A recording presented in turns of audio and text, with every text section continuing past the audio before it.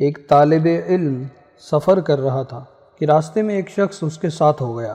جب وہ اپنی منزل کے قریب پہنچا تو اس شخص نے طالب علم سے کہا، میرا تجھ پر ایک حق اور ذمہ ہے، میں ایک جن ہوں، مجھے تم سے ایک کام ہے۔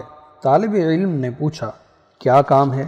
جن نے کہا، جب تو فلاں گھر میں جائے گا تو وہاں تمہیں ایک سفید مرغ ملے گا، اس کے مالک سے پوچھ کر اس کو خرید لینا اور اسے ذبح کر دینا۔ طالب علم نے کہا، اے بھائی، مجھے بھی تم سے ایک کام ہے۔ جن نے پوچھا، وہ کیا؟ طالب علم نے کہا، جب شیطان سرکش ہو جائے اور جھاڑ پھونک وغیرہ کچھ فائدہ نہ دے اور آدمی کو پریشان کر دے تو اس کا کیا علاج ہے؟ جن نے علاج بتایا، چھوٹی دم والے 12 سنگھے کی کھال اتاری جائے اور جن کے اثر والے آدمی کے ہاتھوں کے دونوں انگوٹھوں پر مضبوطی سے باندھ دی جائے، پھر سداب بری، ایک قسم کا کالا دانہ جس کو عورتیں نظر بد اتارنے کے لیے بھی جلاتی ہیں، اس کا تیل لے کر اس کے ناک کے داہنے نتنے میں 4 مرتبہ اور بائیں نتنے میں 3 مرتبہ ڈال دیا جائے تو اس کا جن مر جائے گا، پھر کوئی دوسرا جن بھی اس کے پاس نہیں آئے گا۔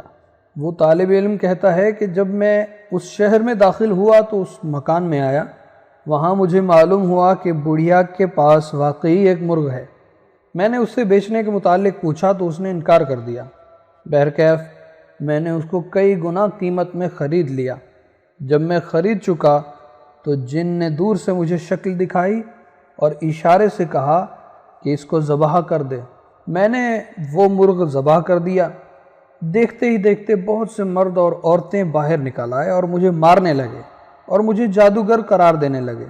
میں نے انہیں سمجھاتے ہوئے کہا، نہیں، میں جادوگر نہیں ہوں۔ انہوں نے مجھ سے شکوہ کیا کہ جب سے تم نے اس مرغ کو ذبح کیا ہے، ہماری لڑکی پر جن نے حملہ کر دیا ہے۔ یہ سن کر میں نے ان سے چھوٹی دم والے 12 سنگھے کی ایک کھال اور سداب بری کا تیل منگوایا۔ جب میں نے جن کا بتایا ہوا وہی عمل کیا تو وہ جن چیخ پڑا، کیا میں نے تمہیں یہ عمل اپنے ہی خلاف بتایا تھا؟ جب اس لڑکی کے ناک میں تیل کے قطرے ڈالے گئے تو وہ جن اسی وقت مر گیا اور اللہ تعالیٰ نے اس لڑکی کو شفا عطا فرمائی۔